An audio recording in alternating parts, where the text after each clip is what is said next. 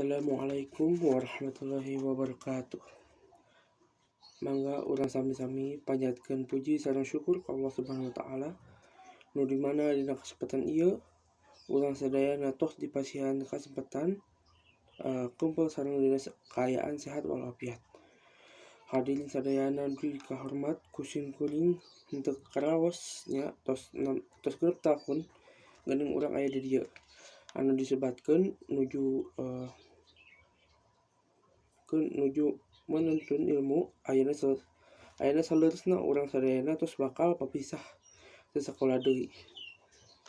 Mugia naon anu diajarkeun ku bapa sareng ibu guru teh tiasa dimanfaatkeun ku urang sadayana kanu hal anu dipositifkeun sareng aya manfaatna. Mugia amal sareng ibadah ibu sareng bapa guru anu tos diikhlas ngajar urang sadayana sing pinter kenging meureun ti Allah Subhanahu wa taala.